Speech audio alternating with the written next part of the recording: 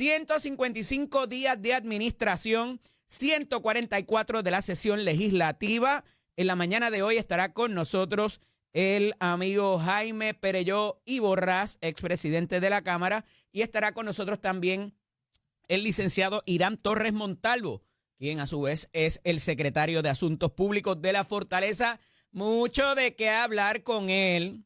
Y quería aprovechar la oportunidad para felicitar a mi amiga y hermana Soraya Sánchez por la celebración ayer de los premios Tu Música Urbano. Una excelente, ¿verdad? La conciliación desde la alfombra roja hasta todo lo demás estuvo extraordinario. Así que mi felicitación y mi cariño para todo ese grupo, Víctor Morales y toda la gente, los técnicos y los talentos que participaron de esa gran celebración.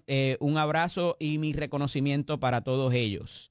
Pasando al orden de los asuntos, a pesar de que es viernes y mire que la semana ha estado difícil, tenemos de todo. Pero necesitamos tratar de ver cómo explicamos ciertas cosas. Ayer yo les adelanté que esta situación de entrega de los registros y de los expedientes conteniendo información de inmigrantes con estatus no definido no solamente había sido llevado a cabo esa cooperación con las agencias federales por parte del Departamento de Transportación y Obras Públicas, sino que el Departamento de la Familia también proveyó la lista de padres de estudiantes y de menores de edad, por la información que me llega, para propósitos de identificar a esa gente. Y no se sorprendan si de momento empezamos a ver redadas a las afueras de las escuelas o de las iglesias. ¿Recuerdan que habían prometido que no iban a hacer eso? Lo que pasa es que parece que ya las cuotas de los arrestos se están viendo mermadas y parece, por los eventos que hemos visto, que están incidiendo inclusive en algunos tipos de arrestos que pudieran ser ilegales inclusive. Porque para muchas instancias, así sea usted un inmigrante sin estatus definido, a usted no se le puede meter en la casa sin una orden. Y hemos visto unos videos por ahí de alegadamente un sitio en Río Piedras donde se están llevando a cabo esos allanamientos. Le tocan a la puerta a la gente a ver si salen y una vez afuera, pues es otro cantar.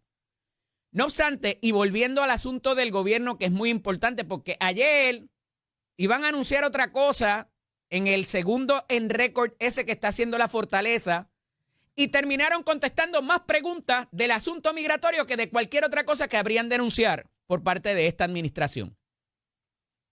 ¿Y a qué voy con esto?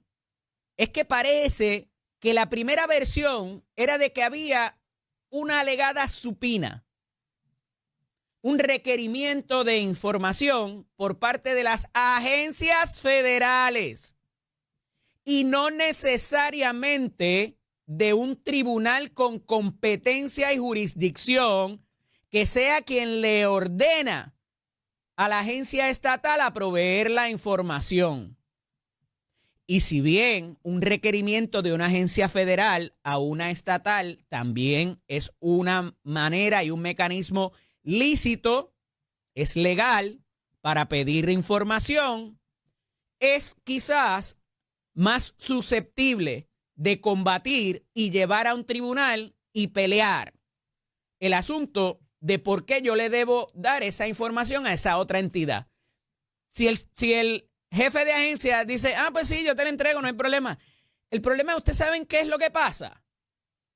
Que esa ley 97 del año 2014 que faculta a los inmigrantes a solicitar una licencia válida del Estado Libre Asociado de Puerto Rico, también tiene una cláusula, una disposición que indica, porque ya había esa preocupación, y no lo he dicho, pero yo participé de esas conversaciones, cuando una de las cosas que se sospechaba que pudiera ocurrir era que se convirtiera en un registro para la persecución de esas personas. No quizás en la administración de Alejandro García Padilla, porque las leyes no se hacen para cuando un gobernante está en el poder. Se hacen para cuando vengan muchos otros que no necesariamente piensan igual que el gobernante de turno o que el legislador de turno. Y cosas que sirvan en general. Y se le incluyó una cláusula que está vigente en la Ley 97 del año 2014 para que esa información no se comparta para otros propósitos. Y esta administración en 2 dependencias ha violentado la propia Ley 97 en sus disposiciones que dejan claro que esa información no se debe compartir y mucho menos para perseguir ciudadanos, para irlos a buscar a su residencia. Porque ¿qué contiene ese registro? Toda la información. Obviamente no tiene número de seguro social y no tiene otras disposiciones que para nosotros residentes y nacionales de los Estados Unidos tendría. Pero tiene una muy buena información si los quieres ir a buscar a sus casas y hacérsela más fácil. No había que ir al tribunal, es la realidad. La agencia lo pide, como aquí las agencias piden. A usted le envían requerimientos del Departamento de Hacienda, le envían a veces requerimientos de DACO, del Departamento de Salud, de la policía, puede ser de cualquier agencia, a ciudadanos o a entidades, a compañías. Y si usted se opone, de ordinario hay unos procedimientos para decir, mira, yo no estoy de acuerdo con que yo tenga que proveer esta información. Y puede llegar hasta los tribunales. Aquí no se hizo eso. Por congraciarse con allá, quizás, para que no nos recorten fondos federales, se entregaron a esos ciudadanos. Días después, parecería, de haberse celebrado una reunión en Fortaleza con los líderes de la comunidad dominicana y luego el sábado con el alcalde, el presidente del Senado, el alcalde de San Juan, el presidente del Senado y otros legisladores. Pero no, eso no ocurrió la semana pasada, eso no ocurrió esta semana.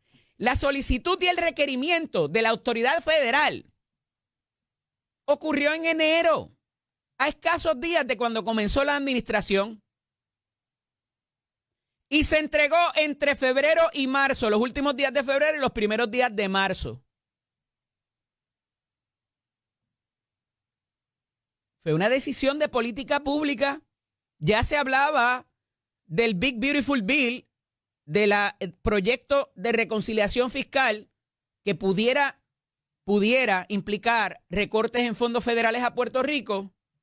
Y para no molestar, quizás, o no ponerse en la lista negra de las autoridades federales, se decidió cooperar. Esa es la realidad, como la quieran enmascarar. Y ayer el secretario de Asuntos Públicos, que estará con nosotros ahorita, tuvo que admitir que no hubo un documento del tribunal, que fue simple y sencillamente un requerimiento de la agencia federal que está bregando con los asuntos migratorios.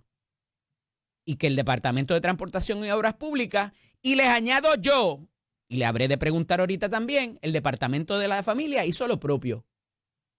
Y ahora veremos unos operativos con esa información facilitada por la administración de turno. Y tengo que decir también, la comunidad dominicana, a la que quiero, respeto, distingo, comparto muchísimo con ellos, pero no se me esponjen tampoco, porque ustedes en un mes allá deportaron a 34,190 haitianos del país de un día para otro, así, rapidito. Entonces, cuidado con condenar lo que aquí o en los Estados Unidos ocurre con su comunidad cuando ustedes le están haciendo lo mismo o peor a ciudadanos haitianos, porque la situación migratoria está de parte y parte y sí, constituye un problema para propósitos de los servicios básicos que hay que darle a alguien cuando está en el territorio, porque es algo humanitario. Pero cuidado con escupir para arriba, porque les puede caer. Y el caso de los haitianos ha sido uno muy denunciado por las garantías y los servicios que se le dan cuando se hacen los operativos para arrestar a esas personas y deportarlos a Haití, cuando allá hay una situación muy complicada política y todo lo demás. Así que unas por otras, no estoy avalando las conductas de la administración de turno ni del gobierno de Puerto Rico, pero ustedes tienen una situación complicadita allá también y saben cómo tratan y cómo se refieren a muchos de los ciudadanos haitianos. En otras notas, ayer nos sorprende a mitad de mañana una noticia del arresto de el sheriff boricua puertorriqueño. Sí, porque ahora ya no es puertorriqueño, ahora es puertorriqueño de Chicago. Cuando le eligieron, era puertorriqueño y boricua para que tú lo sepas y toda la cosa.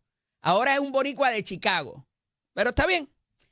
Trascendido eso, ¿qué es lo que ocurre? Porque nos sorprendió, porque hasta la semana pasada era un héroe nacional que no quería y no tenía que hablar nada con Ray Charlie. Zoela Boy debe medir como 7 pies hoy de alta. Ella que mide 5 con nada, debe medir como 7 pies porque tuvo un intercambio con él, con el sheriff Marcos López. Y el sheriff Marcos López le dijo que él no tenía nada que dialogar con ningún terrorista. Le dijo, refiriéndose al Ray Charlie. Y le dijo más a la licenciada Lavoy, le dijo, eso es porque usted está allá y yo estoy acá, entre otras cosas.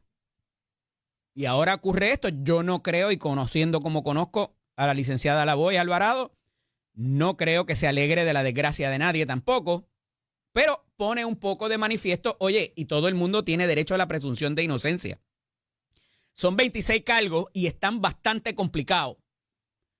No obstante, pues ahí está el proceso. Y ya mismo voy a hablar con el expresidente de la Cámara porque ocurre una segunda eventualidad cuando se deja saber del arresto del sheriff y en menos de 17, 18 minutos se emite una orden ejecutiva por parte del gobernador DeSantis. Y sé que no he hablado las razones para el arresto, pero es que en el momento que se emite la orden ejecutiva del gobernador DeSantis, todavía no había mucha información en cuanto a por qué se había arrestado al sheriff. Y cuando baja la orden ejecutiva, la 121 del 2025 del gobernador DeSantis, sabemos y conocemos entonces más información de por qué se le arrestó y qué es lo que se le imputa al sheriff Marcos López. De nuevo, todo el mundo, presunción de inocencia. Yo he hablado aquí muchas veces que cuando se tratan de funcionarios públicos hay unas vertientes adicional a la penal, a los casos de los tribunales criminales, ¿verdad? Está la vertiente administrativa, como lo hemos visto en el caso de los oficiales correccionales, que voy a hablar del de ayer. Estuvo complicado, aquello parecía una película con persecuciones, disparos y todo. Faltaron las explosiones.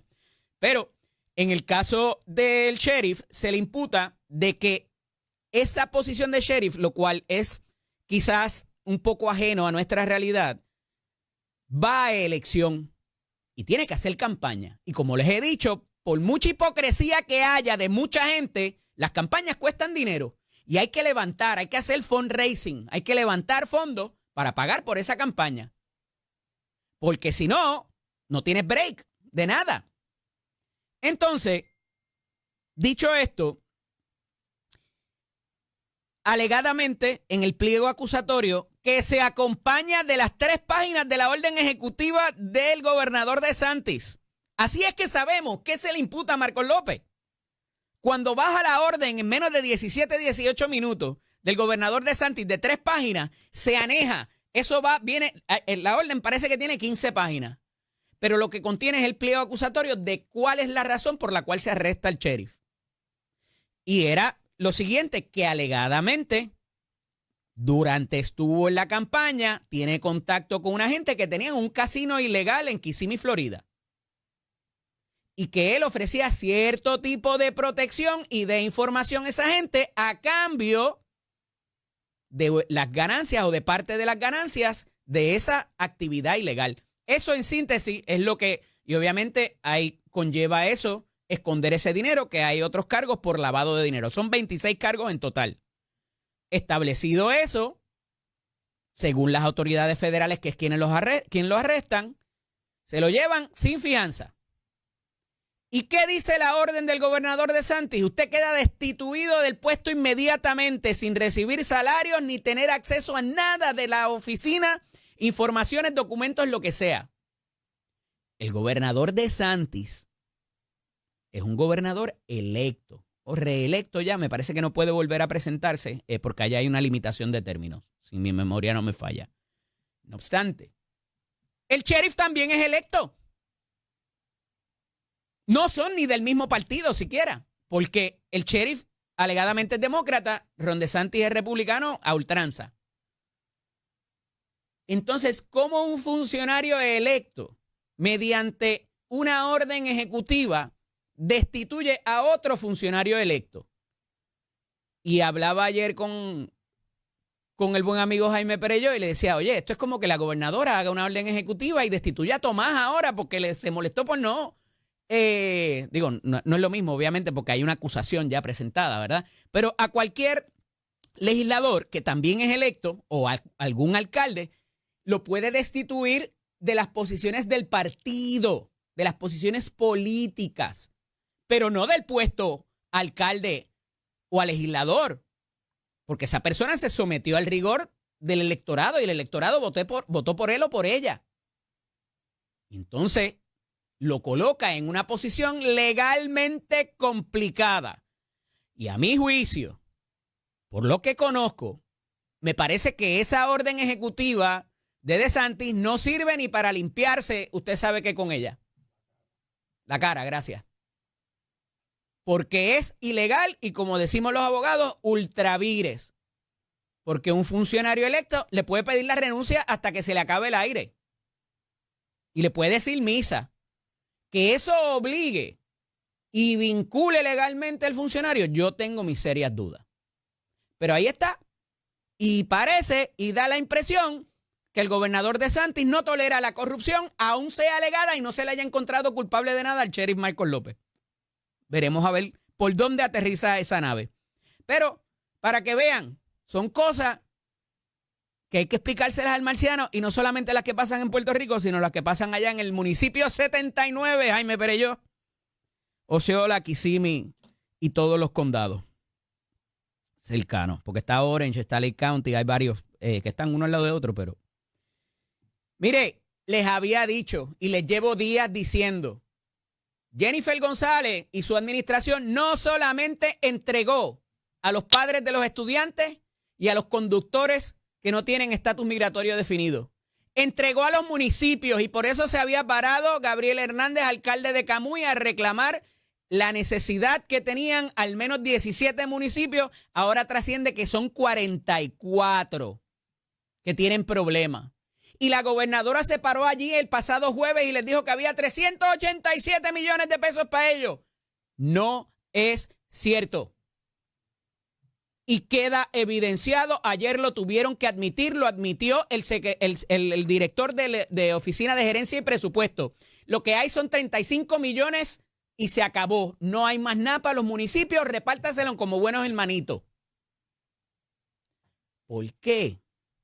Porque si la gobernadora decide dar esa pelea y su componente fiscal, se le descuadra el presupuesto y la Junta no se lo certifica. Y aquí el lunes estuvo Eddie Charbonnier y dijo, oye, por ahí pudiera haber una u otra notificación de violación al plan fiscal para certificar ese presupuesto.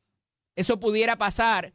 Y parece que la Cámara de Representantes es la que va a dar la pelea por los municipios. Eso tiene una explicación, obviamente, porque el representante, particularmente los de distrito, evidentemente su jefe político inmediato son los alcaldes. Y tienen que darla o dar la impresión de que la están dando. Dos instancias en que se entrega por la razón económica, no política. Se entregaron a los padres de los estudiantes, se entregaron a los conductores y ahora se entrega a los alcaldes. ¿Qué va a decir Gabriel Hernández ahora? Cuando después de la semana, antes del mensaje, se había hablado de los 35 millones, que era solamente lo que había. En el mensaje le dijeron que habían 387 millones y ahora reitera el director de la Oficina de Gerencia y Presupuesto que lo único que hay son 35 millones. Yo espero que no se quede en silencio el buen amigo Gabriel Hernández y denuncie lo que intenta hacer la administración de su partido, por lo menos el componente fiscal. ¿Qué va a pasar con la legislatura y cómo pueda dar la batalla a la legislatura?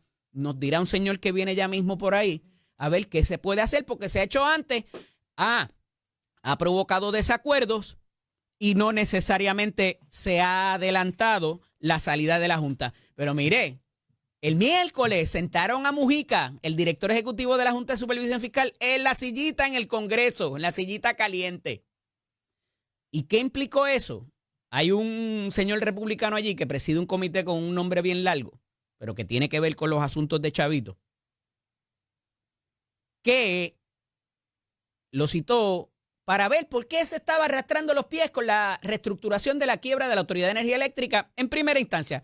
Se hablaron de algunas otras cosas, estuvo presente la no grata y de mala recordación Nidia Velázquez, estuvo presente el niño blanco de linaje monárquico, comisionado residente Pablo José Hernández y Rivera, y estuvieron presentes otros congresistas también. Pero parecería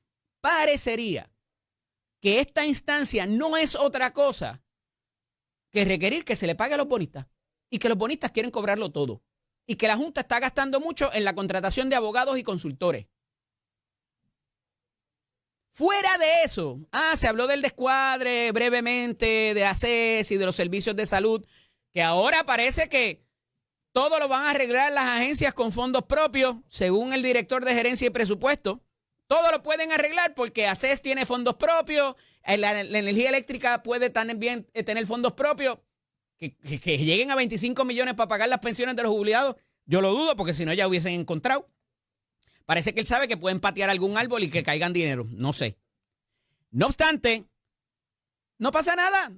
Y Mujica salió muy cómodo de la reunión. Dijo que estaba complacido inclusive. Entonces, hay unos esfuerzos para enmendar promesa por parte del Partido Demócrata. Yo no veo eso muy viable de que vaya a pasar. ¿Cuál pudiera ser el futuro de esta situación?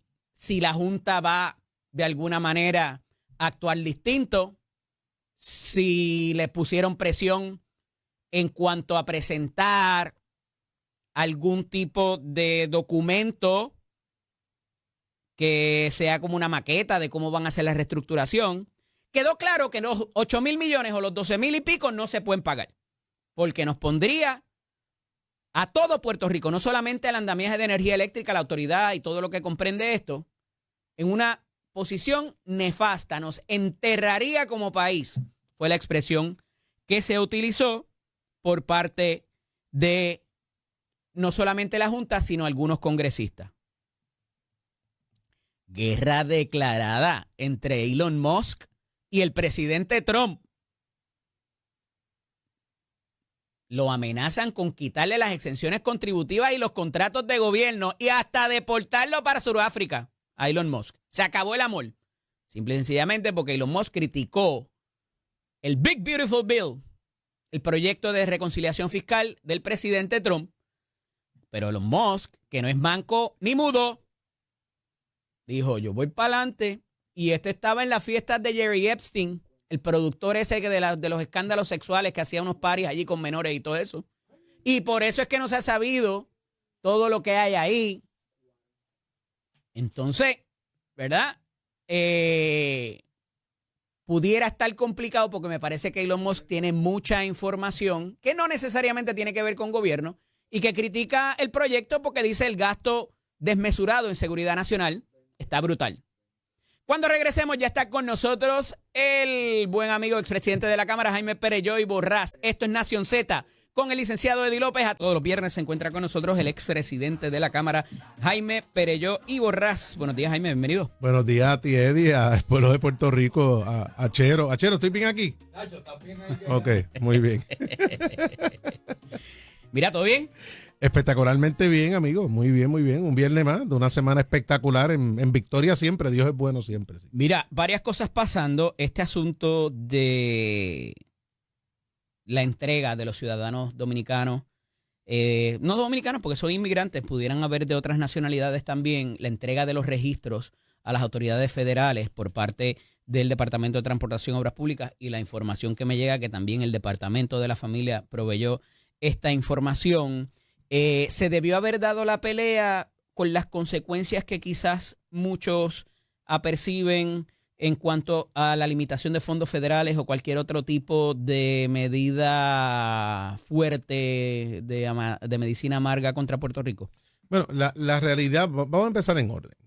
La migración es un derecho internacional reconocido por la ONU. Es decir, la gente tiene derecho a moverse de un país a otro, a migrar. Claro, cada país tiene sus reglas de cómo tú entras y cómo tú sales de un país. Pero el hecho de convertir la migración en un crimen internacional y perseguir a la gente porque migró de su país y entró a otro, como si fueran criminales, Sí. me parece que esa acción de salida del gobierno de los Estados Unidos mancha la historia democrática y de grandeza de la nación norteamericana. O sea, la mancha. Pero Jaime, hay una situación de seguridad nacional. En esta misma semana, una ciudadana venía de China, supuestamente con un research, me parece que para la Universidad de Michigan, y eran unas esporas que mata toda la agricultura y el ganado. Está bien, pero no, espérate. Una cosa es una cosa y otra cosa es otra Hay cosa. una alerta de seguridad nacional por un ataque. Claro, y ha habido ataques cibernéticos y toda la cosa. Y muchos ataques han sido del propio norteamericano con su ciudadanía que viven en los Estados Unidos. Lo que te quiero decir, los actos de protección de un país ante un enemigo foráneo, claro que hay que levantar las alarmas. Ajá. Pero lo que tú estás viendo en todos los Estados Unidos y estás viendo en Puerto Rico, no están arrestando a criminales, están arrestando a padres de familia, están separando familias, están de niños huérfanos sin sus papás. Pero me estás complicando dos cosas distintas. No, Una cosa es los migrantes que están en el territorio. La estás complicando tú y lo que otra acabas de decir. cosa los que acaban de entrar. O los que están intentando entrar, porque me mezclaste la cosa de que están limitando la entrada o lo que sea. No. Una cosa es los que están aquí ya y los quieren sacar y los quieren deportar, y otra cosa es los que están entrando. Te estás confundiendo tú. Yo lo que estoy diciendo, el derecho a la migración es un derecho internacional reconocido por la ONU. Y si bien es cierto que cada país tiene que tener sus mecanismos de cómo tú puedes entrar y ser legal o ilegal, eso yo lo puedo entender. Sí. Pero todos los recursos que está utilizando el gobierno de los Estados Unidos para perseguir a padres de familia, a trabajadores, a gente que no tiene ni siquiera récord criminal, me parece que no solamente que es que atenta contra los derechos más básicos de un ser humano, pero adicional le está quitando la grandeza a los Estados Unidos. ¿Están violando la ley migratoria, sí o no? Están violando una ley como puede estar violando cuando tú te comes una luz de tránsito. No es lo mismo. No es lo mismo. No, sí. No es lo mismo. Estás violando una ley. No es lo mismo. Estás violando una ley. Ajá. Pero una tiene carácter administrativo y la otra puede tener carácter penal.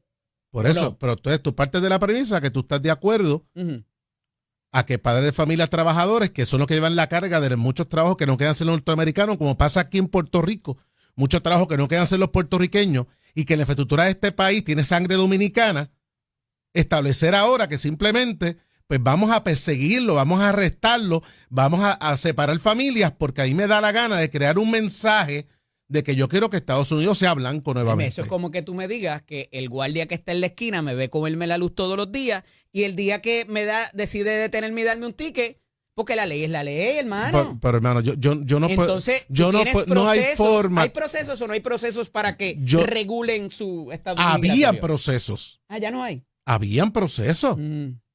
Toda la vida ha habido procesos y amnistía para establecer, legalizar a esa gente que son parte fundamental. Gente que llevan 20, 30 años en Puerto Rico y todavía no han regulado. Sí, no, pero lo que le está pasando ahora no es eso. No le estoy echando la culpa. Lo que está pasando ahora es que los mecanismos que habían para que la gente pudiera legalizarse fueron totalmente eliminados y ahora es cuestión de vamos a limpiar la casa. Es decir, vamos a sacarlos a todos y entonces ver cómo pueden entrar nuevamente. Como etcétera, lo hizo etcétera. Obama y Biden también. No.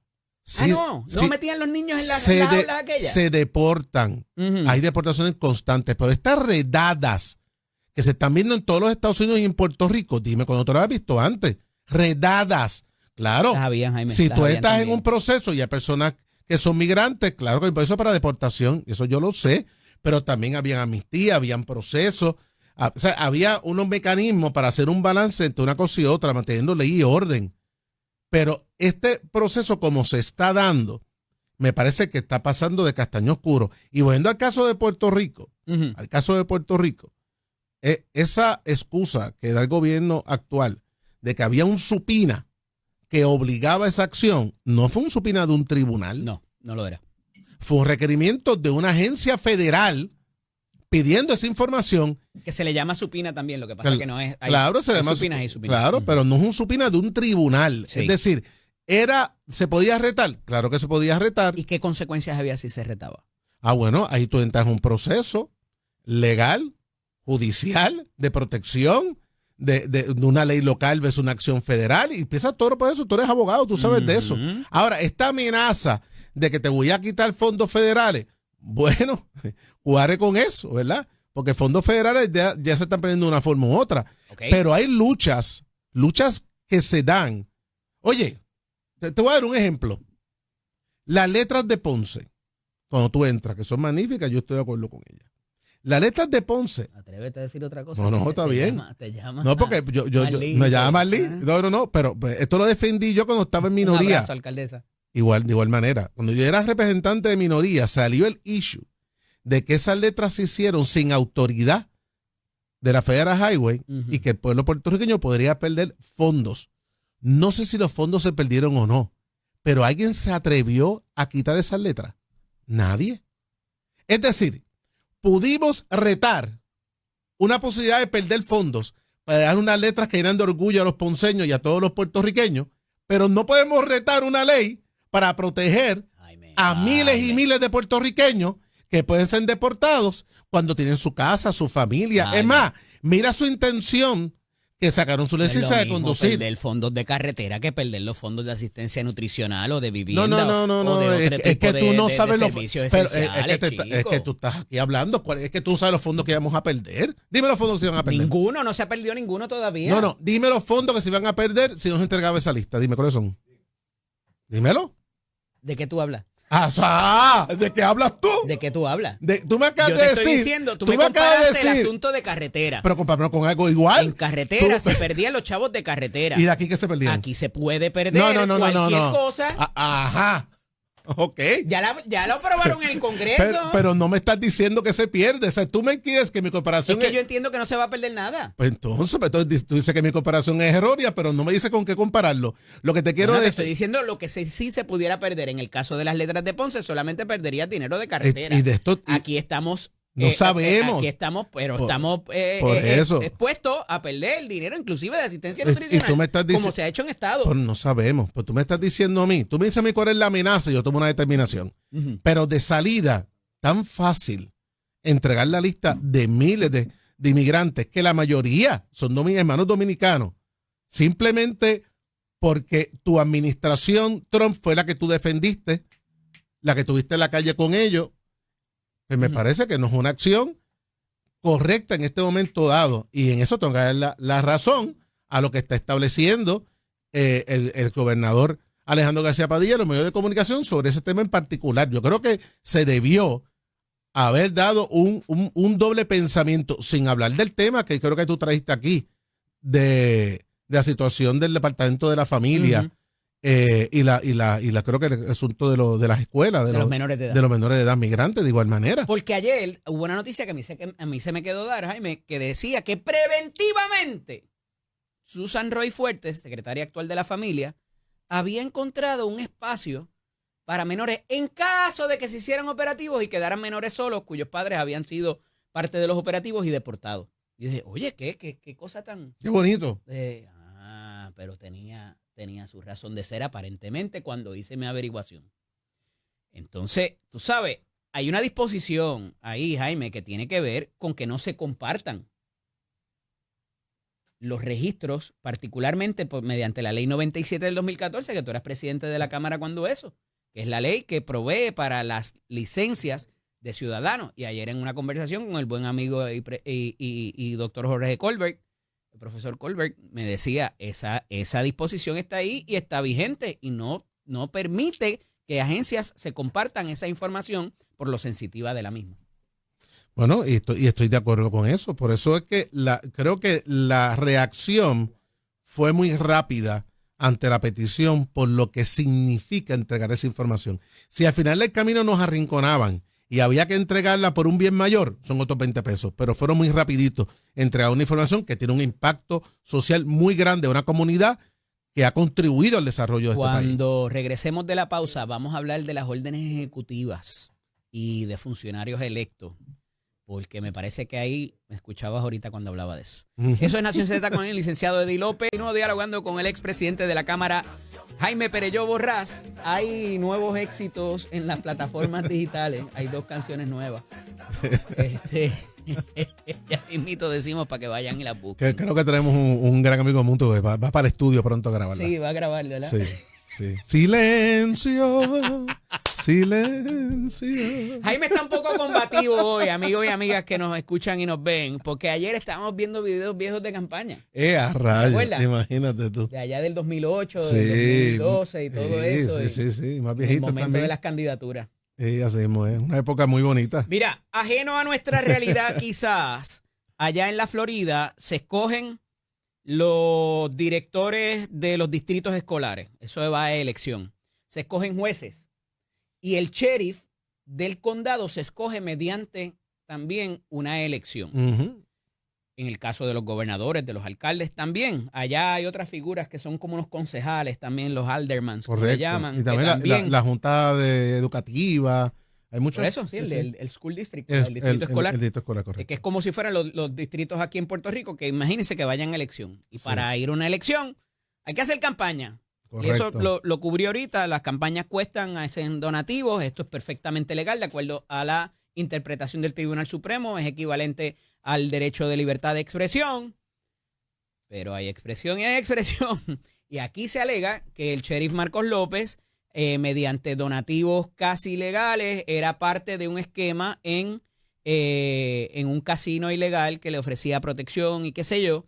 Pero el gobernador DeSantis emite a los 17 minutos del conocimiento del arresto una orden ejecutiva, Jaime, que ayer tuvimos oportunidad de discutirlo en privado, para destituir y desplazar de todos los renglones del puesto de un funcionario electo, o de otro funcionario electo, debo decir, como lo es él, o no.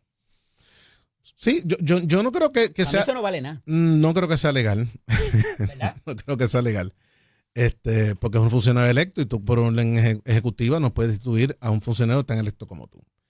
Ahora, pero el debate aquí que hace muchos años se ha dado en los Estados Unidos es si hay ciertas posiciones que realmente deben ser tan políticas como es las personas que tienen que impartir la justicia o como en el caso de los que analizan la justicia como son los jueces. Pero yo puedo hacerte ese mismo argumento en los nombramientos, de que son gente que a lo mejor no tienen ni ninguna preparación ni ningún tipo de experiencia en los cargos. No, pero el problema Y ahí. los nombran secretario de algo, Claro, pero lo que tú estás. o juez de algo. Pero estamos fiscal. partiendo de la premisa que las posiciones políticas. Es que esté de acuerdo, es que te puedo hacer el argumento. Claro, las posiciones políticas a su vez tienen una presión de ciertos elementos que a lo mejor confiaron, respaldaron a esa persona y pues van después a pasar factura, ¿verdad?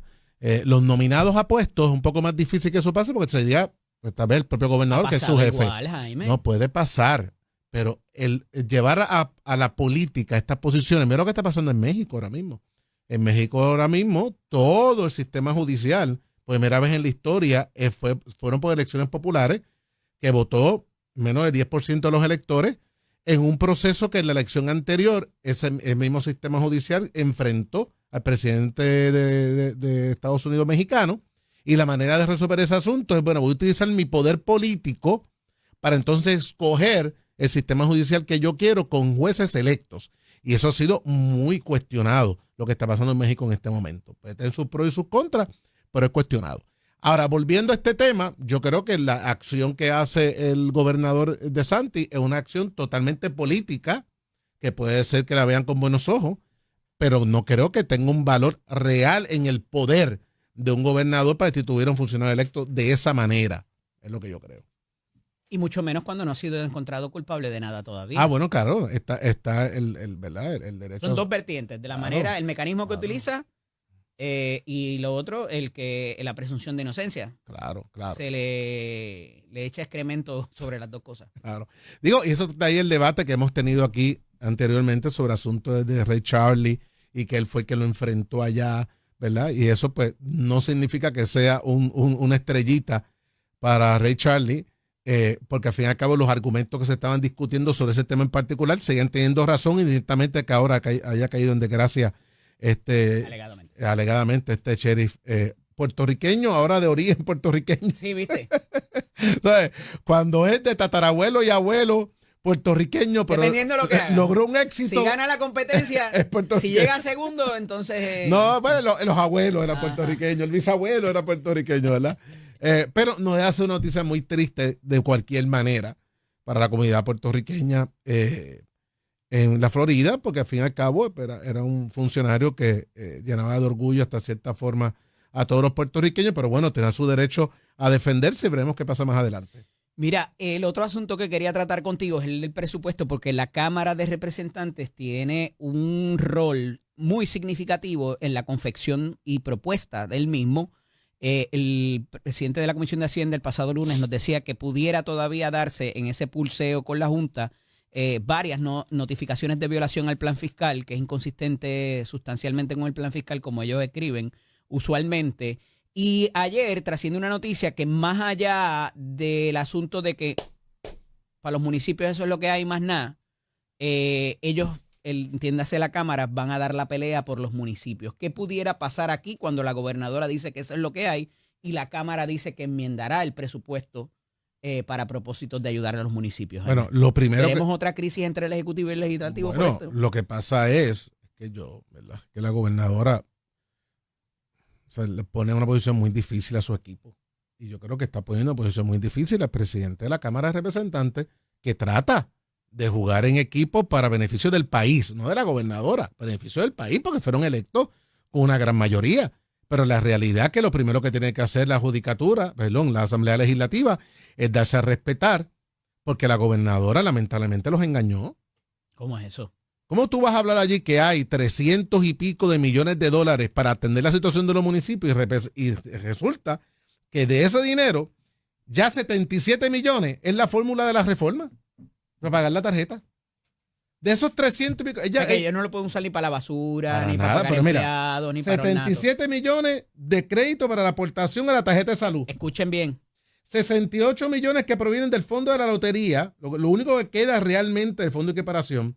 9 millones para iniciativas municipales que estaban basadas junto a 66 millones más para crear consorcios. La Junta de Supervisión Fiscal hace ya varios años le dio a los alcaldes, bueno, creen consorcios, únanse entre ustedes, si ustedes lo hacen, yo le doy 66 millones. Es que 66 millones, primero que no da para resolver el asunto y los consorcios realmente no resuelven el problema. Pues si tienes 4 municipios pobres, vas a unir a 4 municipios pobres. O sea, eso no resuelve el problema. Entonces tiene... De ordinario los problemas que confrontan es en la región. Entonces, si vas a unirlos de la misma región, vas a seguir teniendo el mismo problema. Un montón de pobres juntos, ¿verdad? Pasando hambre.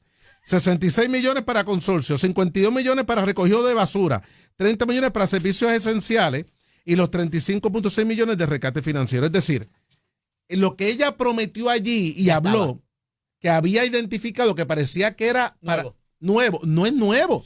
Bueno, ya 77 millones son de la reforma. Entonces, caramba, si usted se va a parar allí y va a hablar de temas tan importantes como el asunto de los municipios, que son los que generan servicios para la gente, y usted hace que sus legisladores se paren y aplauden, y los alcaldes se paran y aplauden pensando, ¿pero dónde viene eso? Y ahora resulta que no es verdad. Pues no tiene más remedio la Asamblea Legislativa, y en este caso la Cámara de Representantes, que retar ese presupuesto y va a tener que descuadrarlo. Y va a tener que la Junta de Supervisión Fiscal entender que la importancia de este asunto, pero ha sido la gobernadora que ha llevado nuevamente a su Asamblea Legislativa en una posición muy incómoda. Pero no es una batalla perdida como quien quiera que la tome y Jennifer en su astucia política sabe que como quiera con la Junta no lo va a ganar porque entonces no vas a tener un presupuesto balanceado y te van a imponer lo que ellos quieran. Bueno, lo que pasa es que al final del día. Lo que pasa es que si la pelea la lleva a ella, junto a su equipo y la pierden, pues perdimos intentando un equipo a favor de un tema. Pero en este caso tú tienes a la gobernadora que primero anunció que por fin tiene un acuerdo de un presupuesto cuadrado con la Junta de Supervisión. Hace 3 miércoles atrás. Y eso se celebró. Después resulta que ella encontró algo que no sabía de un descuadre de ACES. Después identificó que había buscado un dinero que descuadraba el presupuesto que había negociado con la Junta de Supervisión y resulta que no descuadra nada porque son chorros de fondos viejos. Y ya estaban ahí. Que ya estaban ahí. Entonces, ahora la lucha la tiene que dar la Asamblea Legislativa. Es decir, que la derrota o la pérdida o la lucha a favor de los municipios está en manos de la Asamblea Legislativa, en este caso de la Cámara de Representantes. Y yo hago mi llamado nuevamente a la Junta de Supervisión Fiscal. Tiene que entender que los municipios no son una carga. Llevan años cargando la ineficiencia del gobierno central para dar los servicios que el gobierno central ya no puede dar porque su estructura no lo permite.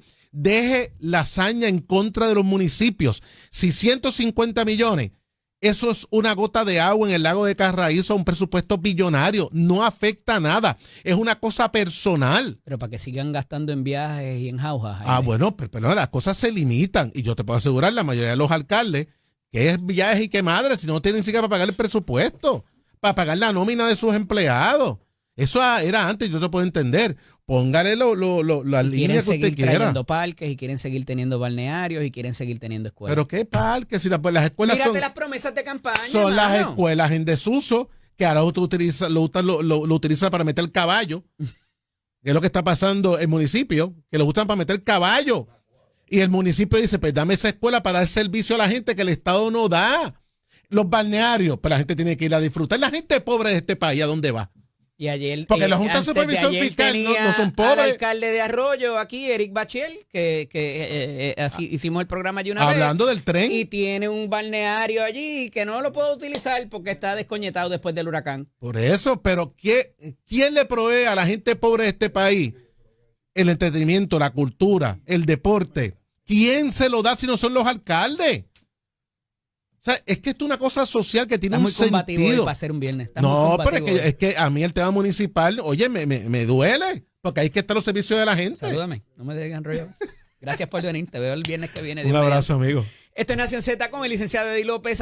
Miren, si éramos muchos, va a parir la mula. Hablábamos recientemente, ahora, hace unos minutos, acerca de esta situación presupuestaria y que se están buscando dinero hasta debajo de las piedras. Pero, por recomendación amistosa de la Junta de Supervisión Fiscal, ahora tenemos que crear otra agencia nueva, que tiene unas siglas ahí bien bonitas, GMO. Y eso no es otra cosa que una oficina que probablemente tendrá su departamento legal, su departamento de finanzas, su departamento de recursos humanos, sus conserjes, sus ayudantes y todo lo demás, para darle visibilidad. Visibilidad, es que lo pusieron bien bonito, a los fondos federales. Y en caso de que surjan recortes de los mismos, puedan empezar a buscar debajo de las piedras dinero estatal para sustituirlo y que no se afecten los servicios que se le dan a los puertorriqueños. Y hasta ahí uno dice, mira, eso está de lo más interesante. Eso no es lo que hace la Oficina de Gerencia y Presupuesto actualmente. Porque yo entiendo la diferencia que ellos hacen entre el Core 3, lo que se llama, que es la Oficina de Resiliencia, Recuperación y Reconstrucción, que tiene que ver con los daños que hemos sufrido por los diferentes fenómenos que hemos vivido, inclusive los gobernadores. A esos efectos, esta nueva agencia, que va a tener un costo inicial de $2 millones, hay que ver cuánto sea la nómina y cuánto termine costando después. Esto no es otra cosa que alguien allí al frente de una computadora, o alguienes, porque probablemente va a ser más de uno, va a estar pendiente a todas las propuestas que hay de dinero federal. Cómo se afectan, se reducen, se aumentan. Porque el legislador, el congresista de ordinario, dice, pues mira, yo creo que deberíamos ir en favor de los lápices azules. Y yo voy a designar una cantidad de dinero para que todos los estados y los territorios compren lápices azules. Pues ese fulano o fulana que va a estar en esa oficina dice, mira, acaban de publicar una iniciativa donde va a haber $30 millones. Me estoy inventando la propuesta y la cantidad. Para comprar lápices azules. Y en Puerto Rico necesitamos lápices azules. Y probablemente venga alguien y los quiera comprar verdes. Pero el legislador dispuso que era para lápices azules porque esa es la política pública y eso fue lo que el Congreso aprobó. Y esa gente va a estar pendiente y de momento va a decir, mira, el congresista dispuso de que las placas solares de menos de 4x8 no van a estar favorecidas y las que sean 4x10, pues esas son las que están favorecidas. Y todo lo que tenga que ver con placas solares, me estoy inventando los números. 4x8, ahora ese dinero no va a estar disponible. Pues esa agencia acá, esos fulanos aquí, van a decir, mira, este dinero se acabó, nos acaban de cortar. Pues vamos a ajustar el plan estatal que teníamos para ese tipo de... Creo que me explicó con bastante claridad a los efectos de cómo funcionan. Más allá de los dineros que vienen para la asistencia nutricional, para la movilidad de los y para las pensiones ¿verdad? Medicaid y todo lo demás, hay dinero que hay en ciertas agencias, de acuerdo a las políticas públicas de los congresistas, que están disponibles y que a veces inclusive los municipios participan de esa propuesta y someten una requisición. Mira, yo quiero participar ahí. Dame de ese dinero porque yo creo que yo tengo esa necesidad. Aquí la he identificado en esta propuesta, en este documento que te estoy enviando, y yo puedo participar ahí. El problema es que por mucho monitoreo que tú tengas, mucha visibilidad de qué está llegando para qué y con qué contrato y qué gasto se obliga para con esas asignaciones, tú puedes tener toda esa visibilidad, pero, y esto hay mucha gente que todavía no lo sabe o no lo quiere entender. Cada vez que hay una asignación de dinero federal, hay una figura que se conoce como el fiduciario, el garantor, el guarantor, la persona que se obliga a velar por esos fondos. Y de ordinario es un secretario de agencia o un director de corporación pública. Y esa persona puede ser que no esté ni allí, que el dinero se va a utilizar en otra cosa, pero ese es el que firma. Y pasa con los alcaldes.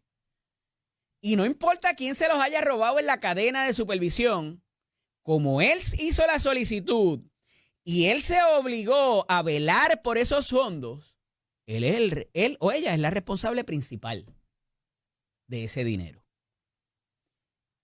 En tanto y en cuanto haya este monitoreo y esta identificación y este rendimiento de cuentas por parte de esta oficina, yo no sé cómo quede la figura del fiduciario de cada una de esas subvenciones o asignaciones federales. Es la única parte que me preocupa leyendo la escasa información que existe. Y de nuevo, esto es a instancias o quizás una recomendación de la Junta de Supervisión Fiscal para propósitos del mejor manejo y la pronta y preventiva y oportuna sustitución que pudiera ocurrir ante recortes de fondos federales de los diferentes programas.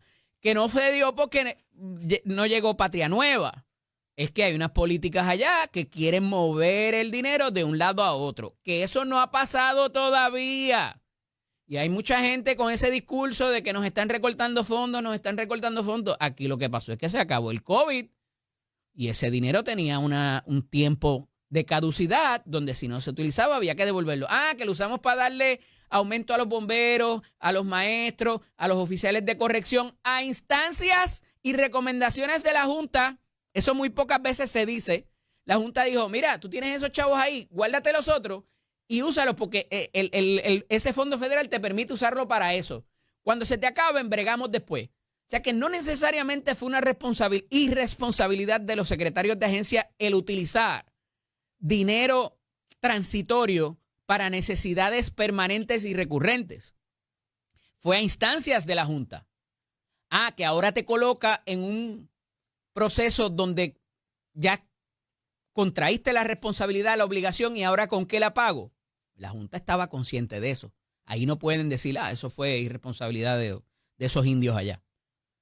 Así que por ahí va la cosa de la creación de esta nueva oficina. Veremos a ver a quién nombran para allá, porque la gobernadora dice que se toma su tiempo en hacer los anuncios, en hacer los escogidos de sus secretarios de agencia. La última vez que dijo eso, a los 5 días hizo un nombramiento. Dijo que se iba a tomar su tiempo y por lo que Tomás le había dicho allá, el presidente del Senado, de que si no nombraban a alguien iba a tomar conocimiento y le iban a nombrar lo que estaba interino, la gobernadora en 5 días, después de que dijo que iba a tomarse su tiempo, nombró a Rosacheli y a Lourdes Gómez. Pero parece que va a pasar lo mismo con otra oficina.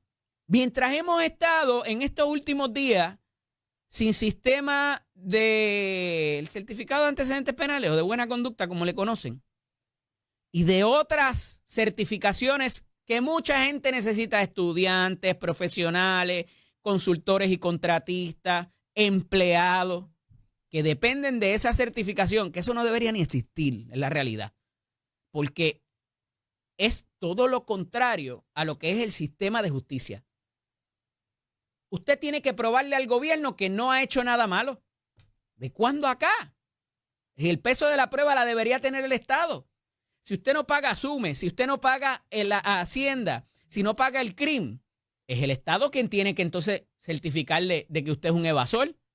Pero no, para poder uno producir, tú tienes que probarle al gobierno de que no has hecho nada. Trascendido eso, tenemos el sistema caído.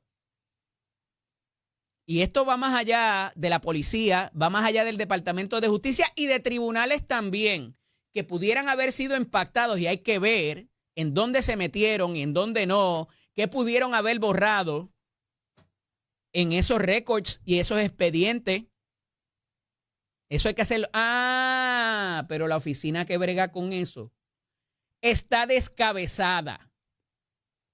Sí, porque hay un funcionario nombrado, pero no ha sido confirmado, y como el nombramiento fue mientras ya había sesión ordinaria del Senado, no puede entrar en propiedad a dirigir nada. A diferencia de cuando el nombramiento se hace antes de que empiece la sesión de la legislatura o cuando están en receso. ¿Y saben qué pasó? Que había un subdirector allí. Y hay un oficial de ciberseguridad, whatever that means. Que es el que les decía ayer, que se parecía a lo que se quiere legislar ahora para que haya un oficial de seguridad también cibernética. Es dentro de la ley, la enmienda que hace el presidente del Senado, dentro de la ley de Jesús Manuel del 2024. Entonces, ¿por qué está descabezada la Oficina de Informática y Tecnología? Porque han pasado 4, 5, 6 funcionarios. Y lo decía ayer aquí con el presidente de esa misma comisión en el Senado, el senador Wilmer Reyes Berrío. Hay una pugna por unos contratos que tienen que ver con tecnología y con la licencia de los programas. Y hay 2, 3 o 4 directores de esas oficinas que se han negado, escúchenme bien, esa es la información que me llega de mi fuente, a firmar unos contratos específicos, y por eso no se les confirma o se les retira sus nombramientos. Y esto tiene que ver con una guerra de esos contratos. Y cuidado si hasta de factura. Y esto ya está elevado a los poderes que pudieran tener jurisdicción directa con este tipo de circunstancias, y continúan haciendo lo mismo. Y entonces, el subdirector que había el viernes renunció por alegadamente situaciones personales, que la información que me llega es que lo estaban presionando para la firma de esos contratos o de facturas, con las cuales él no estaba de acuerdo. Dijo, yo para allá no voy. ¿Y qué ha pasado con directores previos? Y que por eso es el problema. ¿Qué va a pasar con esto? ¿Dónde va a aterrizar? Está bien complicado. Está bien complicado en los momentos donde más lo necesitamos. Y ahí está un funcionario de segunda o tercera línea, que es quien está a cargo de eso. Veremos a ver qué puede hacer. Miren, otro asunto de lo cual le había hablado la semana pasada y que tiene que ver con asuntos federales, y que se destaca lo mismo para Biden que para Trump en 1.0 y ahora con Trump 2.0 también, la cuestión de los indultos, de las clemencias ejecutivas, de las reducciones de sentencia o cualquiera de las vertientes que tiene el mecanismo presidencial para que a la gente no se le procese, se desestime en cargo o que una vez convictos y sentenciados no tengan que cumplir. Y les había dicho del fenómeno de la autopen, lo que se llama, que es la firma electrónica de los presidentes, donde en un solo día, en la administración de Joseph Biden, se firmaron 1.538 perdones o clemencias ejecutivas, indultos, y hubiese tomado 17 días de 8 horas para poder leerse los expedientes por lo menos por 5 minutos. Esa es la imputación que se hacía desde la legislatura, desde el Congreso, y si va a abrir un proceso investigativo en el Congreso, y se decía que se iba a citar, decían los congresistas, que iban a citar al hijo del expresidente Biden y a la primera dama también. Y ahí se había quedado eso desde la semana pasada, a finales de la semana pasada. Pues mire, el presidente Trump no solamente lanza y provee y provoca que se lance esa investigación, pero no lo deja ahí. Más allá de que se haya firmado con la firma electrónica, que hayan incidido y hayan participado figuras cercanas a él a cambio de dinero, que es la alegación que existe, para la consideración de estos indultos, dice el presidente Trump que Joe Biden desconocía o que no tenía la capacidad para entender ninguno de esos propósitos y esos procedimientos que se estaban dando y que eran figuras cercanas, ayudantes y demás quien tomaba la decisión. Y ayer el expresidente Biden responde a esas alegaciones e insinuaciones del presidente Trump, que ya no son insinuaciones porque dice, vamos a investigar esto. Investiguen esto, da la orden. Y el presidente Biden dice, eso es una ridiculez. Eso es una insinuación poco seria. Mediante declaraciones en un comunicado por escrito. En serio, mano. ¿Quién escribió el comunicado? El presidente lo puede decir con su propia voz. Es lo mínimo, porque si te están diciendo alguien está usurpando tu rol, lo mínimo que puedes hacer es hacerlo en persona, no por escrito, hermano, porque entonces, ¿dónde estamos? Y entonces me parece que esto abona un error garrafal, estratégico de parte de Joseph Biden y abona a que se siga cuestionando no solamente la capacidad cognitiva del presidente, sino también la gente que había alrededor de él y si entendía o no los procesos y si su tipo de demencia que se alega o su senilidad afectaba sus últimas decisiones en el poder, porque entonces estamos hablando de que esto es un golpe de Estado, porque había otras personas que no fueron electas ni escogidas para tomar las decisiones. Y yo sé que esto suena a teoría conspirativa y que a lo mejor me estoy yendo más allá afuera, pero eso es lo que se está proponiendo por el actual presidente y habrá de investigarse. Mientras tanto, y como les adelanté un poquito ahorita con Jaime, se da la situación de Elon Musk y el presidente, pero a la vez había habido unos actos de alegado terrorismo biológico recientemente y ya no son 12, hay 19 países que algunos de ellos nunca han estado en la lista de regalos de Navidad de la presidencia de los diferentes presidentes de los Estados Unidos y no hay break, no hay visa, no hay consulta, no hay citas, no hay nada. Esa gente no puede entrar a los Estados Unidos, punto. Bajo conceptos de seguridad nacional. La pregunta que yo hago, y oye, todo el mundo tiene derecho a protegerse ante la realidad inminente de un ataque, pero, y del otro lado, ¿pudiera pasar entonces de ciudadanos americanos que se le niegue rotundamente sin ningún proceso ni nada la entrada a otros países? Ya sea como represalia, como no. Dicen que todo esto viene del asunto de los aranceles. a raíz del asunto de los aranceles y que tiene este tipo de consecuencia inmediata sobre los procesos y sobre la decisión del gobierno norteamericano actual de hacer cumplir leyes que ya estaban en vigor y el trato injusto que se le daba al producto y a los ciudadanos americanos en virtud, porque hay que decirlo también, de que no se formaran bochinches allá afuera, que después los Estados Unidos iba a tener que mandar aviones, iba a tener que mandar ejércitos. Pues vamos a apaciguarlo, mandándole unos chavitos y deja que cobren eso ahí y mándale ese chichito para allá para que estén tranquilos y no me tumben los gobiernos y no se formen revoluciones entre ellos. Eso ha pasado en Europa, ha pasado en Asia, ha pasado en muchas otras regiones del mundo para propósito de que Estados Unidos, como paladín de la democracia, en vez de salir y mandar los portaaviones, los ejércitos y los aviones, pues, y las bombas, hagan otro tipo de proceso donde se les permite cobrar un dinero o se les envía inclusive directamente ayudas a muchos de estos países y a programas que supuestamente los estabiliza y no provee para que los gobiernos y hayan guerras civiles y todo lo demás. Eso es lo que alegadamente hay detrás de todo esto. Y de nuevo, muchas de estas leyes, como lo que decía ahorita con Jaime, están en vigencia.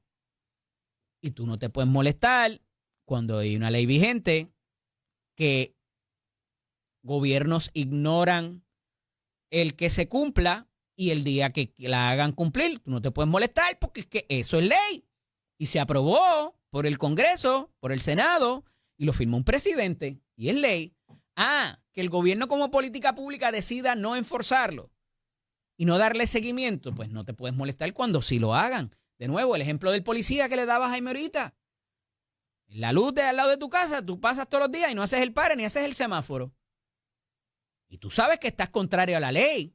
Y aunque no lo sepas, el desconocimiento de la ley no exime de su cumplimiento y mucho menos de la responsabilidad que eso conlleve, la consecuencia.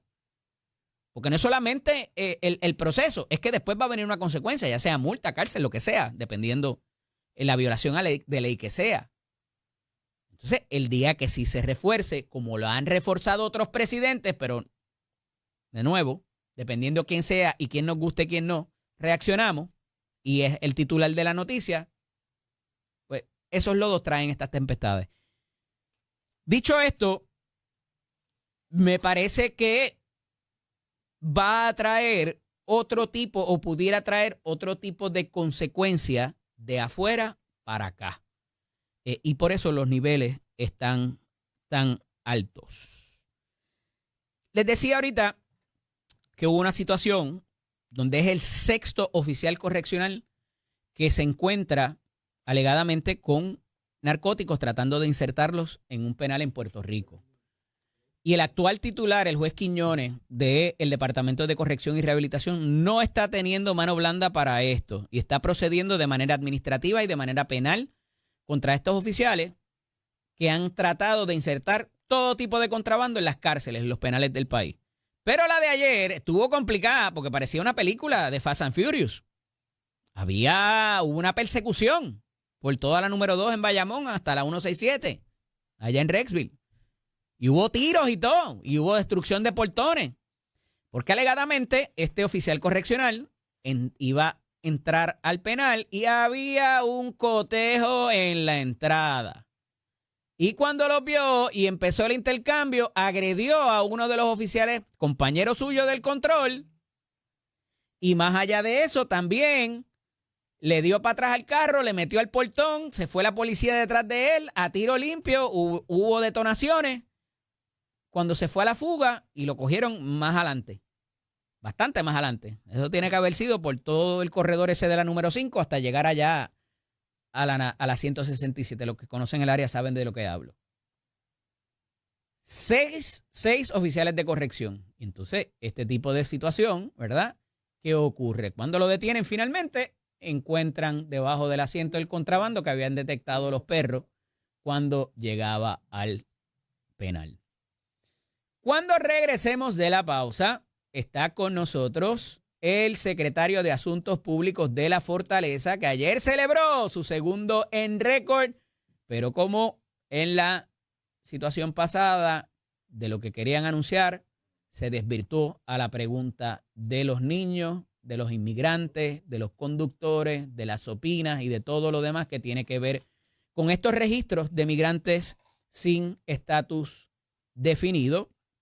Hablaremos con él sobre eso, sobre el presupuesto y sobre otros asuntitos más del gobierno, cómo planean resolverlo, planifican, porque lo que planean son los aviones, ¿verdad, Luis Vázquez? Pero esto es Nación Z con el licenciado Eddie López. Todos los viernes con nosotros el secretario de Asuntos Públicos de la Fortaleza, el licenciado Irán Torres y Montalvo. Buenos días, Irán. Bienvenido. Buenos días a ti, Eddie. Buenos días a los amigos Radio Escucha y los televidentes que nos ven desde sus hogares. ¿Para qué era el en récord de ayer? Pues mira, como tú sabes... ¿Cuál pues era el propósito original? No en lo que se desvirtuó. ¿Cuál era el propósito original? Esta nueva iniciativa que hemos denominado en récord, pues una serie de conferencias de prensa se van a estar celebrando los martes y los jueves. Ayer me estaban acompañando el jefe de la Oficina de Gerencia y Presupuesto, la directora de PRAFA, el secretario de Hacienda y el director de la Oficina de Gerencia y Presupuesto para dar un update de los asuntos más importantes relacionados a los componentes económicos y los componentes, ¿verdad?, de la relación federal Puerto Rico-Estados Unidos y los asuntos en el Congreso. Así que se habló de legislación federal que se está discutiendo allá en el Congreso y que podría incidir sobre Puerto Rico. Se dio un update sobre cómo van el envío de los reintegros. Ya estamos alcanzando un 96% del envío de los reintegros. También el jefe de la Oficina de Permisos habló de todos los avances que hemos alcanzado en esta administración para acelerar el proceso de evaluación de estos permisos para los negocios en Puerto Rico, que como ha dicho la gobernadora Jennifer González en múltiples ocasiones, un permiso es un mero pedazo. Estaba el de permisos allí, es un pedacito de papel, pero lo que significa ese pedazo de papel es la creación de empleos, de un nuevo negocio, de desarrollo económico, así que esto es sumamente importante. Y obviamente pues también estuvo la directora de PRAFA, como te mencioné, Gabriela Boffelli, pues dando un update de los asuntos congresionales. El viernes, mientras nosotros hablábamos aquí, hubo una reunión en la Fortaleza con líderes de la comunidad dominicana. El sábado estuvieron con el presidente del Senado, con el alcalde Miguel Romero, el exgobernador Pierluisi y otros legisladores también, como Matías, Edith Charbonnier, etcétera.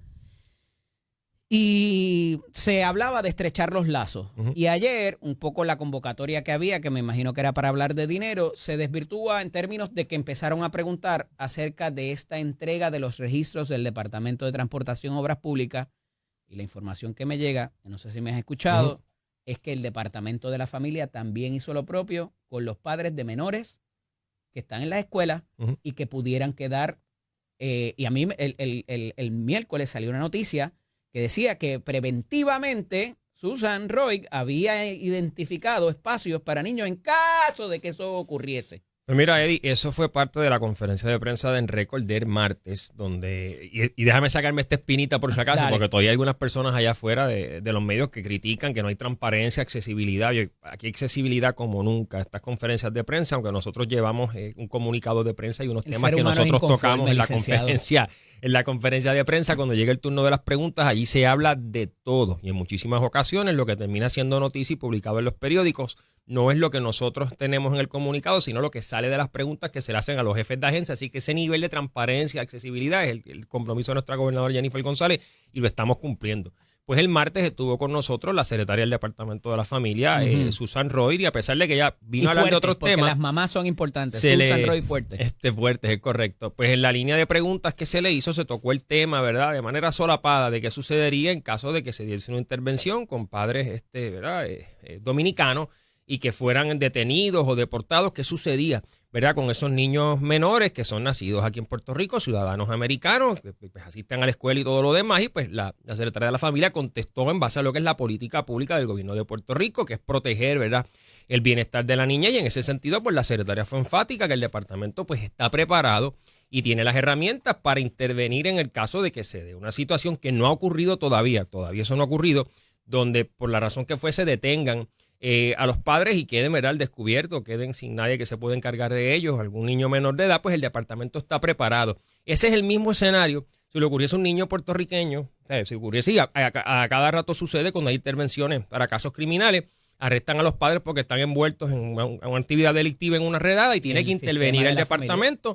se activa el protocolo, llega la guaguita del departamento, recoge esos menores y los ubica para que estén seguros, tengan donde pernoctar, comer y tengan todos los cuidados, en lo que se dilucida la situación y se identifica sea un familiar o sea un hogar sustituto que puedan encargarse de ellos. Así que ese es el proceso. Secretario, claro, honestamente, la única agencia, el único departamento que ha entregado listas de ciudadanos sin estatus migratorio definido. Usted nos puede decir aquí a las 7:33 de la mañana de hoy, viernes 6 de junio del año 2025, que el único que entregó listas de migrantes fue el Departamento de Transportación y Obras Públicas. Hasta donde yo tengo, conocimiento, Eddie, es el Departamento de Transportación y Obras Públicas, y quiero ser bien enfático en esto, porque es que en muchas ocasiones cuando se someten... ¿No ha provisto lista? La propia secretaria indicó que no le ha llegado ninguna solicitud de esta naturaleza, pero hay que estar claro en esto, Eddie, y tú también eres abogado. Así es. Cuando llegan estos requerimientos y estos supinas, en la mayoría de los casos te ponen, vamos a llamarle un asterisco, un puntito que dice, usted no puede estar divulgando, hablando de estos temas,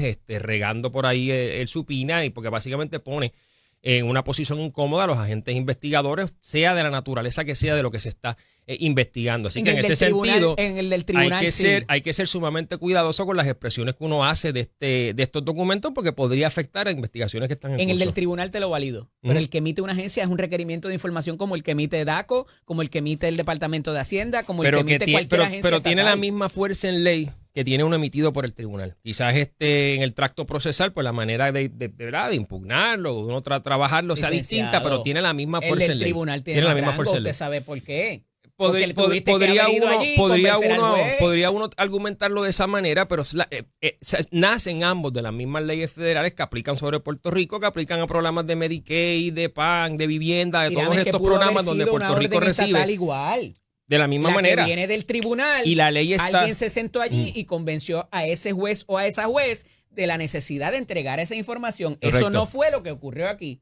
Fue un requerimiento de la agencia estatal o federal, perdón, sin pasar por el despacho de un juez. Pero la consecuencia de es la misma. Hay que cumplir con ella y hay que entregar la información. Si lo hubiese, el hecho de que lo emite un juez o lo emite una agencia tiene la misma consecuencia. Nosotros estamos, ¿verdad?, obligados en ley a cumplir con esas disposiciones y proveer la información que se nos está solicitando. Te voy a explicar por qué no es lo mismo. Porque si tú decides pelearla y tú decir que la ley estatal te prohíbe compartir esa información, como es las disposiciones de la ley 97, tiene una consecuencia distinta cuando tú vas al foro donde vayas a apelar esa decisión. Al final del día. Tienes que ir al apelativo o a un. Pero al final del día la finalidad va a ser la misma, tenemos que entregarla. Nosotros no estamos en la posición de decidir cuándo seguimos la ley o cuándo no la seguimos. O sea, nosotros como gobierno, y Puerto Rico es una jurisdicción de ley y orden, la ley hay que respetarla. O sea, no podemos negarnos a cumplir con esto. ¿Te reuniste con ellos el pasado viernes y no diste la pelea tan siquiera? Eddie, esa quizás sea una posición, ¿verdad? Yo te llamaría como diticia, porque la realidad es que Puerto Rico es una jurisdicción de ley y orden, y como tal tenemos que hacer entrega de esa información. Tengo que ir a la pausa, pero cuando regresemos me parece que se entregó también a los municipios, se entregó a la comunidad dominicana y a los inmigrantes y se entregó a los municipios. Me contestas cuando regresemos. Esto es Nación Z con el licenciado Eddie López. Continúo dialogando con el secretario de Asuntos Públicos de la Fortaleza, Irán Torres y Montalvo. Licenciado, nos quedamos, le decía que me parece que se entregó a la comunidad migrante y ahora se entrega a los alcaldes. El titular de hoy dice que no hay más chavos para los municipios, lo que hay son esos 35 millones que se los repartan como buenos hermanitos entre los 44 municipios, un poco contrastando con la información provista en el mensaje de la semana pasada de estado de situación de la gobernadora, donde ella identificó 387 millones. Esos 387 millones parece que ya estaban incluidas en las partidas de este año y que era dinero adicional, como quizás algunos entendieron. Pues mira, Eddie, qué bueno que me haces esa pregunta, porque de camino por acá para la emisora yo tuve la oportunidad de conversar con Orlando Rivera, nuestro director de la Oficina de Gerencia y Presupuesto, sobre esa nota que sale publicada hoy. Yo creo que la nota sacó de contexto, reseñó quizás de una manera incorrecta este asunto de los fondos que asignó la gobernadora a los municipios en Puerto Rico. Y me explico. Esta partida de los 387 millones de dólares, que no es otra cosa que unas asignaciones con cargo al presupuesto, ¿verdad?, el próximo presupuesto 2025-2026, y otras partidas que eran de otros fondos que habían sobrado de presupuestos anteriores y que se identificaron para poder nutrir este pote para los municipios. Sigue estando vigente el compromiso de nuestra gobernadora y en efecto sí hay 387 millones de dólares. Es correcto que algunos alcaldes quisieran. Bueno, es la asignación que se les dio. De una alfombra en Fortaleza. Se hizo la búsqueda de las diferentes sobrantes que hay de presupuestos anteriores y me parece que era 200.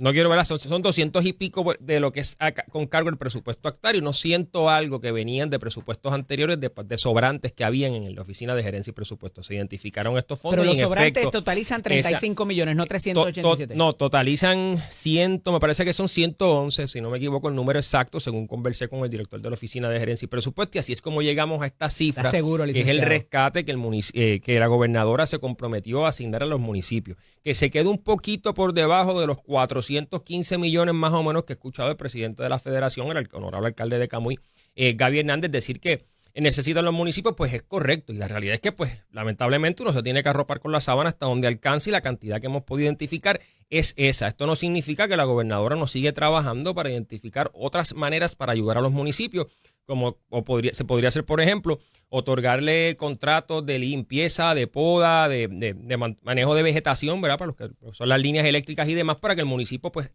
llegue a unos ingresos adicionales, y de la misma manera también buscar otras formas donde puedan abaratar sus costos operacionales, y que con esos 387 balanceemos, ¿verdad? Ese déficit que tienen los municipios. ¿A los alcaldes a cambio de balancear y congraciarse con la Junta de Supervisión Fiscal?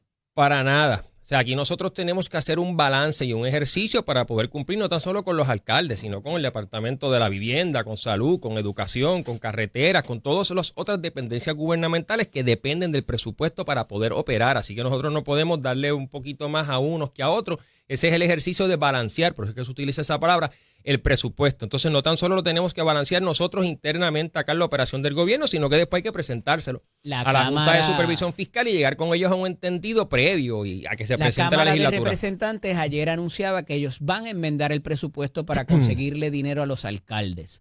¿Eso va de acuerdo con lo que ha anunciado la gobernadora, lo que ha anunciado el director de Gerencia y Presupuesto? ¿O quizás van a entrar en otro ejercicio que pudiera poner en riesgo y en precario ese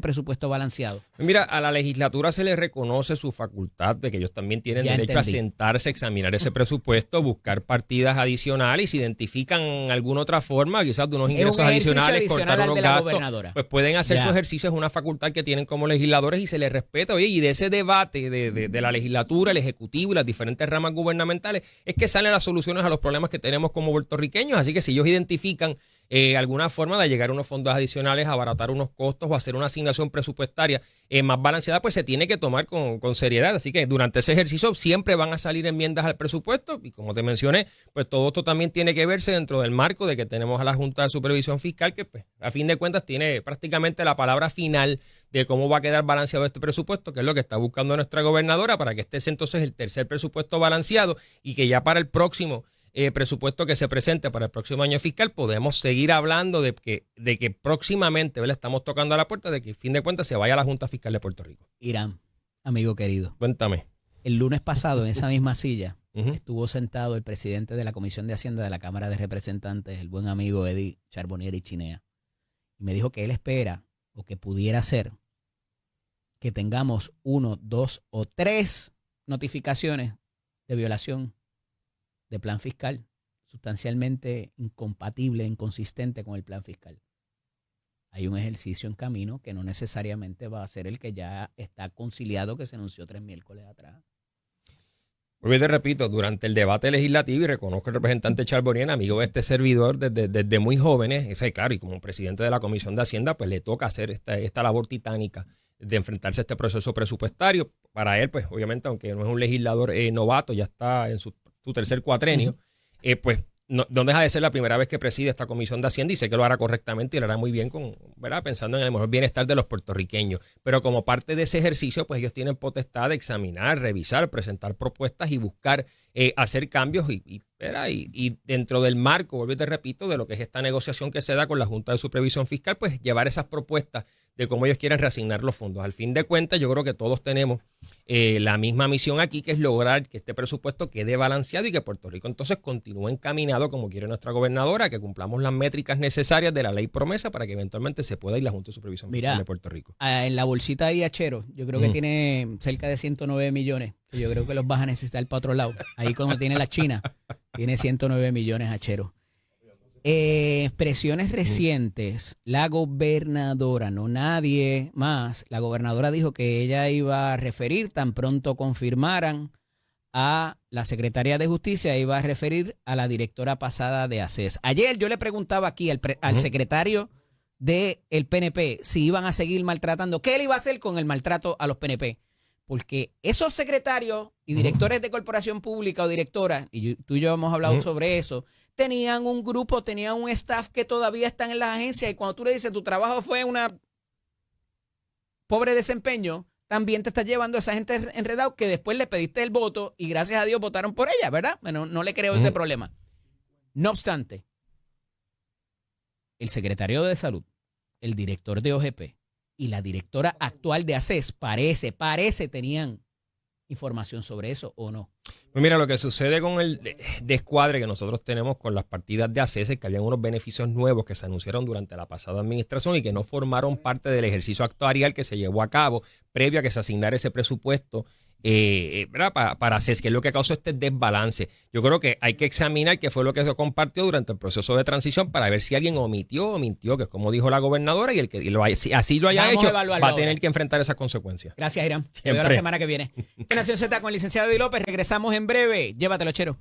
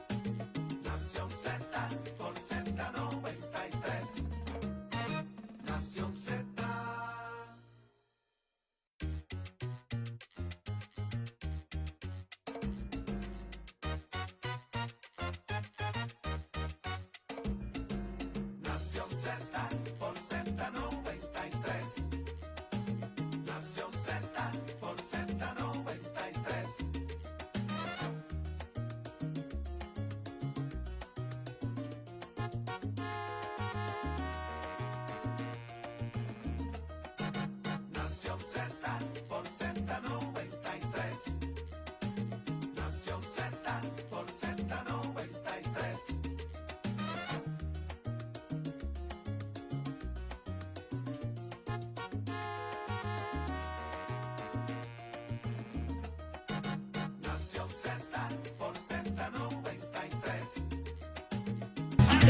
Y estamos de regreso ya para nuestros minutos finales aquí en Nación Z con el licenciado Eddie López a través de Telemundo y Z93.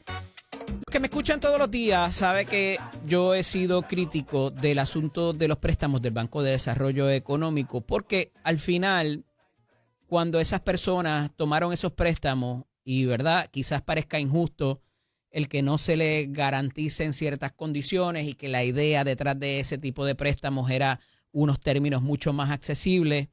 Pero la realidad es que lo que decía el papel no necesariamente era la realidad. Y como les decía ahorita, cuando te refuerzan lo que dice la ley o lo que dice el papel, no te puedes molestar porque a eso fue que tú te obligaste. Los instrumentos financieros, al igual que los seguros, tienen una situación ¿verdad?, una constante o un denominador común más bien, que es que mientras más gente tú tengas en la cartera de préstamos o cualquier instrumento financiero, al igual que el instrumento de seguro, es mejor para todos, inclusive se le pueden ofrecer mejores términos a los participantes. La senadora Nitza Morán presenta un proyecto para promover el que el Banco de Desarrollo Económico, en su nueva vertiente y luego de los problemas que ha tenido por la venta de la cartera esa que ha sido muy cuestionable, se le ofrezca no solamente a las compañías, que es lo que dice la ley actualmente, sino también a individuos, préstamos, hipotecas y hasta tarjetas de crédito.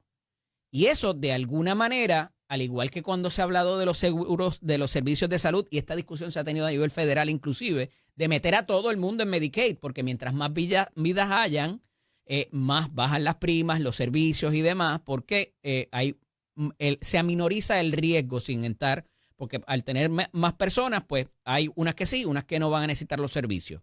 Dicho esto, me parece que es una buena iniciativa. Hay que mirar la línea pequeña y qué ofrecimientos se puedan hacer de esos productos. Quería terminar en una nota positiva, luego de que recientemente haya tenido una conversación con la querendona Dagmar Rivera y me dijo, oye, aprovechate esos minutos para dar algo. Y estoy tratando de hacerlo, pero es que a veces el gobierno no me deja. Y terminar en una nota positiva. Sanidad para ti, corazón. Un fuerte abrazo. Espero que todo esté bien y pronto podamos volver a dialogar. Esto ha sido Nación Z por la mañana de hoy.